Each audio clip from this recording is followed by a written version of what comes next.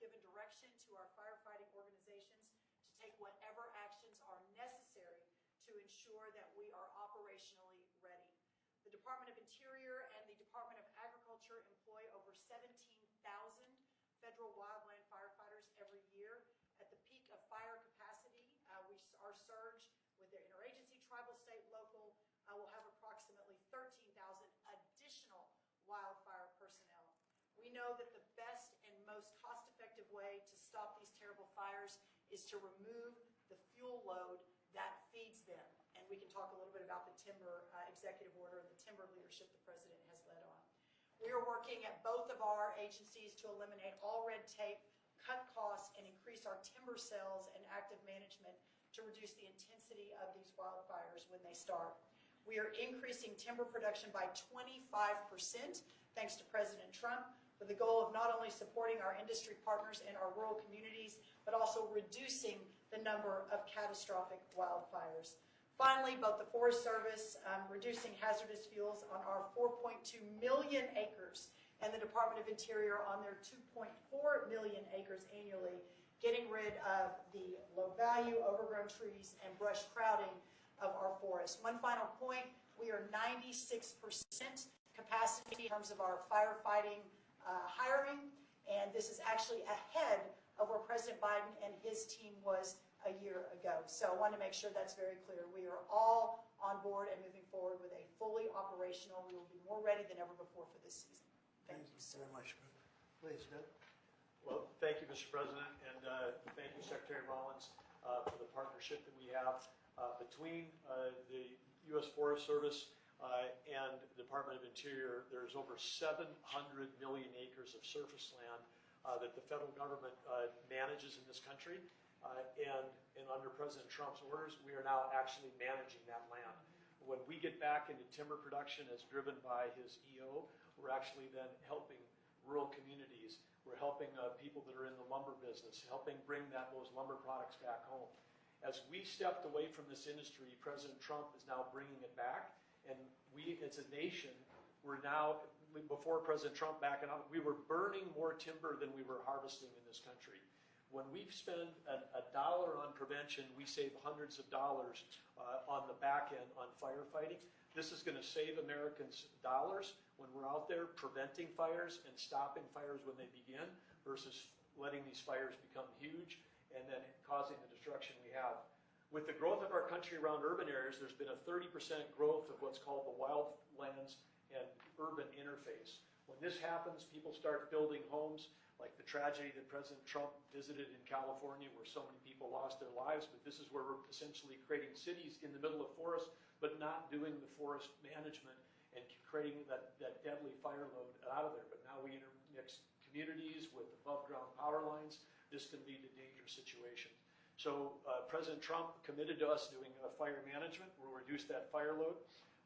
In addition to that, there's a proposal, which Russ has included in the President's OMB budget, for the unification, because between Secretary Rollins and the U.S. Forest Service across Interior, we have 4 different firefighting groups across U.S.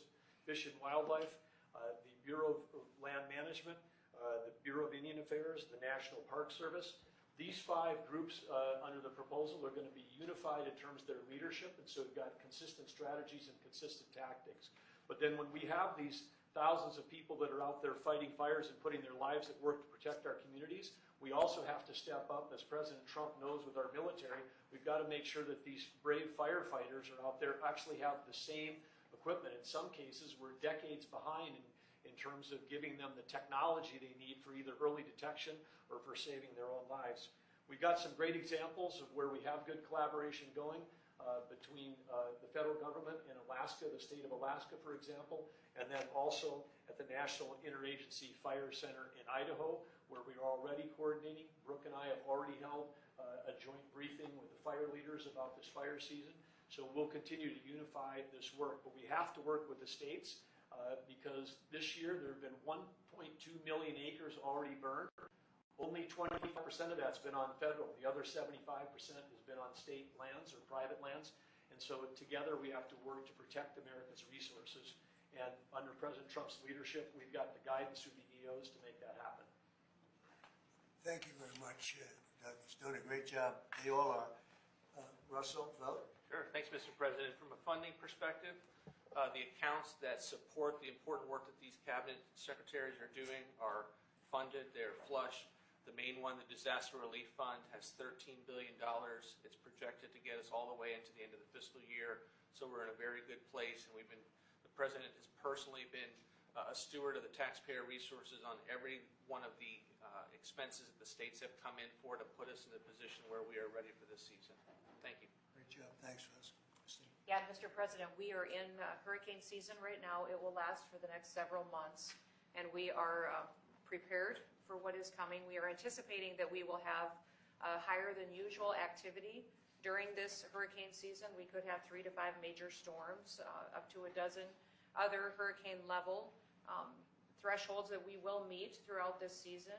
And FEMA stands prepared and has been working with all of our regions on training, pre-deploying resources, making sure that individuals are out there ready to respond to each state as they bring the necessary resources to take care of their people. But also, sir, you've been very clear that you want to see FEMA eliminated as it exists today. So I'm preparing all of these governors that they will have more control over the decisions on how they respond to their communities so that it can help it happen faster, that they can pre-deploy resources and help coordinate on communication as well. So while we are running this hurricane season, making sure that we have pre-staged and worked with the regions that are traditionally hit in these areas, we're also building communication and mutual aid agreements among states to respond to each other so that they can stand on their own 2 feet with the federal government coming in catastrophic circumstances with funding. But we all know from the past that FEMA has failed thousands, if not millions of people. And President Trump does not want to see that continue into the future. So this agency fundamentally needs to go away as it exists, and we need to have a response to states that supports them when terrible things come and when the worst day of their lives happens, to where the financial resources are there, but they have decision-making power right there in the state to respond. So the next several months, we expect it to be high activity, and the federal government is here to support the people of the United States with President Trump's leadership. While he's doing that, he's also going to make sure that they're better set up for the future so that they have the ability to really take care of their families when a crisis or a terrible storm does hit. We've got many governors that just recently had terrible, tragic losses from tornadoes, from other events that went through their states, and FEMA was extremely responsive, and they've all been very happy. I think, Mr. President, you even spoke to one of those governors this morning, who is very happy, and the Missouri governor as well, who is very happy. As soon as something happens in their state, I'm in direct communication with the governors to make sure they have what they need, but also making sure that they have the ability to make decisions to respond to the people that live in their states. Thank you very much. Great job, everybody. So we want to wean off of FEMA, and we want to bring it down to the state level. A little bit like education, we're moving it back to the states so the governors can handle it. That's why they're governors now. If they can't handle it, they shouldn't be governor. But these governors can handle it, and they'll work in conjunction with other governors. They'll give each other a hand. But the FEMA thing has not been a very successful experiment. Very, very expensive, and it doesn't get the job done. You saw what happened in North Carolina under the past administration. And when we got in, we did a great job for North Carolina, brought it back, but it was a disaster, FEMA. And it has not worked out well. It's extremely expensive. And again, when you have a tornado or a hurricane or you have a problem of any kind in a state, that's what you have governors for. They're supposed to fix those problems. And it's much more local, and they'll develop a system, and I think it'll be a great system. And also when it comes to forest fires. So for years, I've been meeting with heads of other countries, and they are forest countries. They call themselves forest, Austria and others. And they say, we're a forest nation. We live in a forest, and they don't have forest fires. And in one case, he said, our trees are much more flammable than California, but we don't have forest fires because we clean the floor, we sweep the floor of leaves, of dead debris, of trees that fall, because after 18 months, a tree is like it's like tinder wood, and it goes up, it virtually explodes. Well, we don't take the trees out. California is a disaster, what they've done in California. They don't do anything. And if you did, you almost would not have forest fires, and you could could say in theory, you shouldn't have any forest fires. And we spend billions and billions of dollars a year because people don't clean the forests. And we're going to clean the forests. We're going to start cleaning them. We're going to get rid of dead wood. The environmentalists say, oh, no, let it regenerate. It doesn't regenerate. It just sits there and it usually catches fire. And we're going to have a whole new system, and it's called forest management. And if you look at some of these countries in Europe and other places that literally live in forests, very flammable forests, and they don't have problems. And they call me. They don't even know how it's possible that we can have the fires that we have. And the people behind me know that very well, and we're going to start working on that system. And we're going to save a lot of trees. We're also going to cut down trees and replant new trees, and that whole industry is going to be growing because we don't need the help of anybody. We have just about more, or as much, but more than almost anybody else in terms of lumber and wood. So we're going to be doing some great work having to do with forest fires. It's going to start effective, really it started a few months ago, and it's forest management. And Doug, I think you're really the head of that.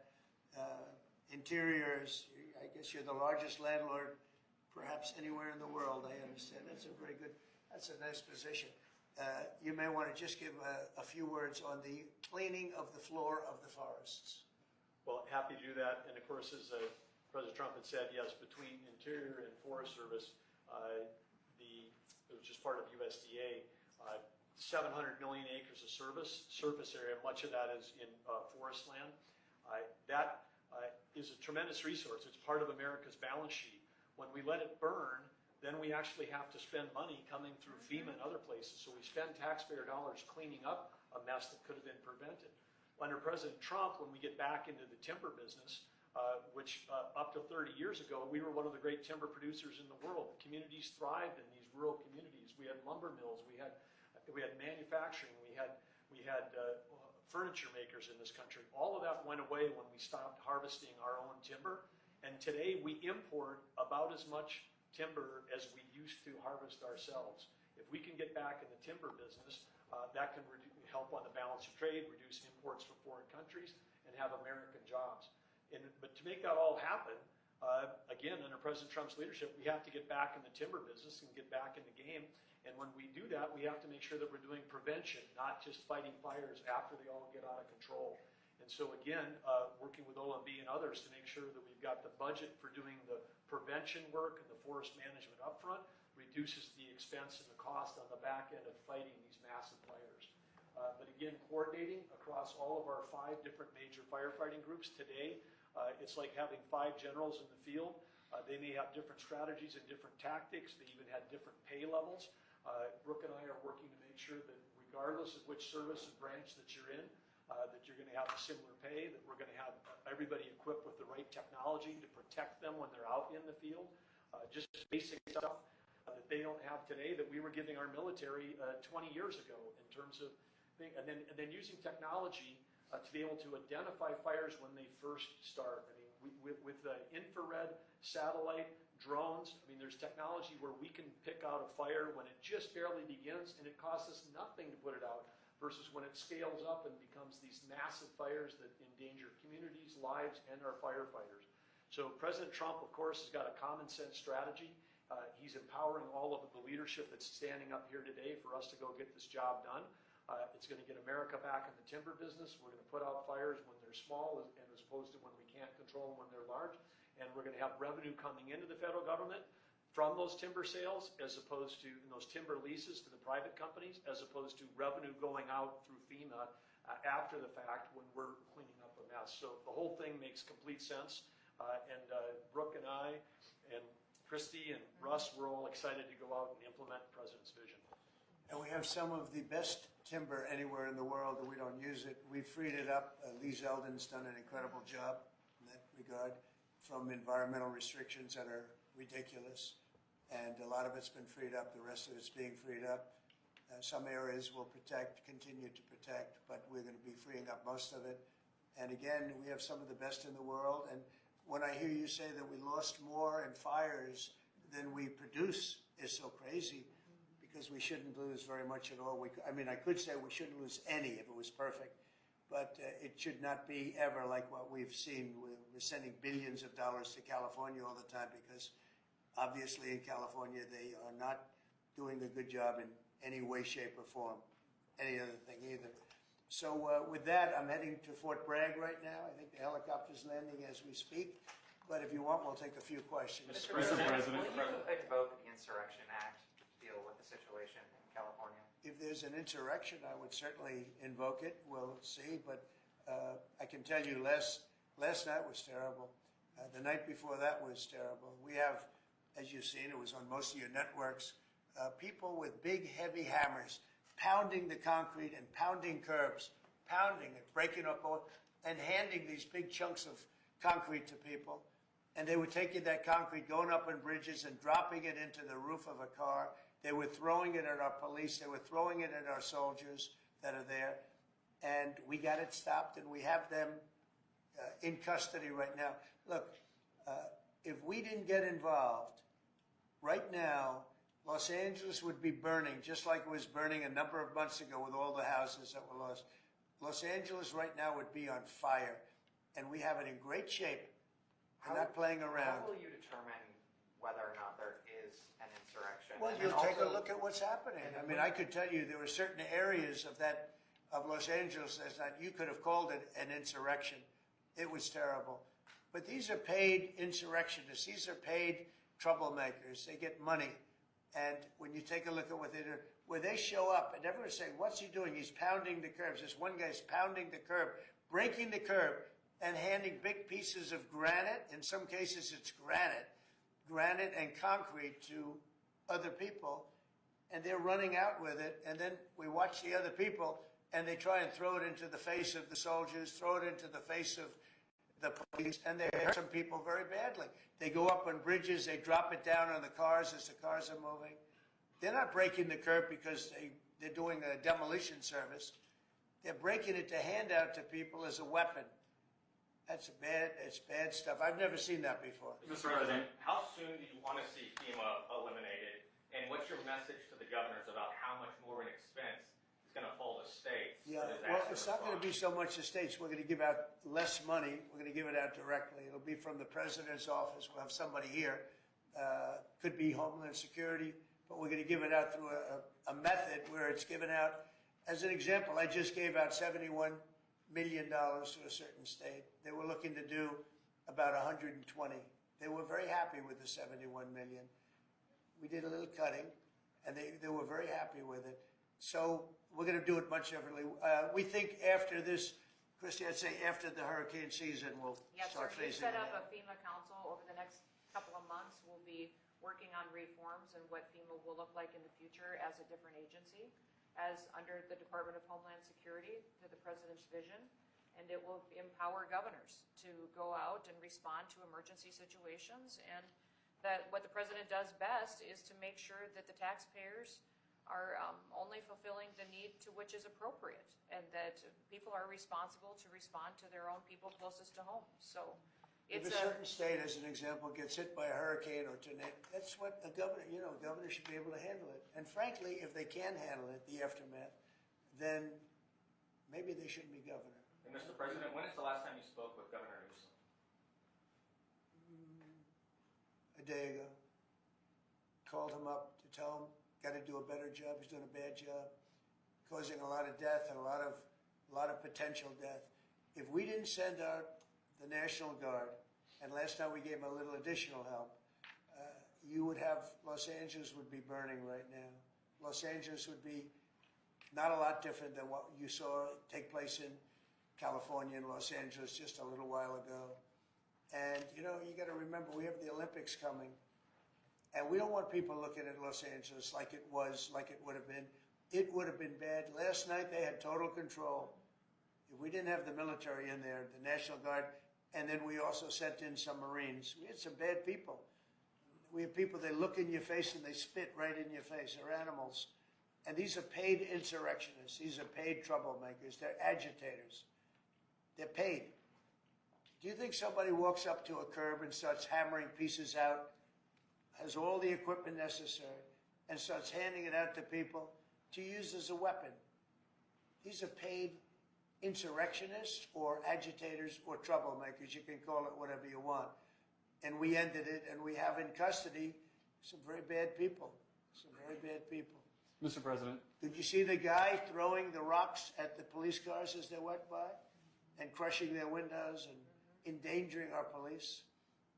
We're not going to let that happen, yeah. Pardon me. Mr. President, on those Marines, Governor Newsom has described them as political pawns. I'm curious for your reaction to that and what you see as the Marines' role and what are their rules of engagement? All I want is safety. I just want a safe area. We have Los Angeles was under siege until we got there. The police were unable to handle it. You can speak to the chief. He said it on television 3 nights ago. He said, this is more than we can handle. They said that. And the LA police, I know a lot of the police in LA, they're great people, but they're given instructions not to do this, not to do that. But in this case, they were trying their best. They were not able to handle it. It was out of control. When we got there, and you have to remember, I've been here before, and I went right by every rule, and I waited for governors to say, send in the National Guard. They wouldn't do it. They wouldn't do it, and they just wouldn't do it. It kept going on and on, got worse and worse. And in Minneapolis, that city was burning down 7 days, and I said, I don't care. The governor, who's a governor that just happened to be running for vice president, a total, you talk about an incompetent governor, he's an incompetent person. That he was picked, well, I was actually very happy he was picked for other reasons. But this guy wouldn't call the National Guard. And we ultimately just sent in the National Guard. We stopped it. But that was after 7 days. And I said to myself, if that stuff happens again, we've got to make faster decisions because they don't want to do it. The radical left, it's usually radical left, and it's usually governors that are Democrat, and they don't want to call them in. They don't want to save lives. They don't want to save property. They don't want to call them in. I don't know what it is. We sent them in, not early, we sent them in late as far as I'm concerned.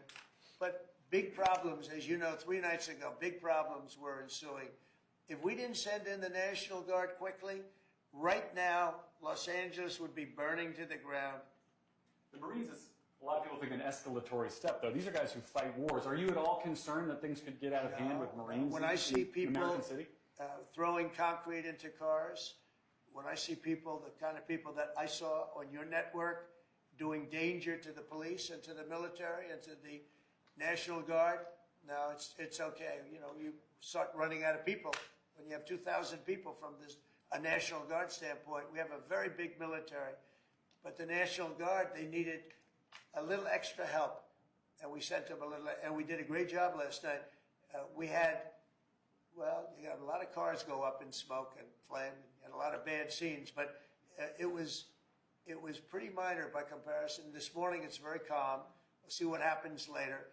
But they know if they go there, they're not going to get anywhere because we have the National Guard there. We backed it up with a number of Marines, yeah. Mr. President, do you agree with Governor Abbott soon signing legislation to mandate the 10 Commandments in school classrooms? Having to do with what?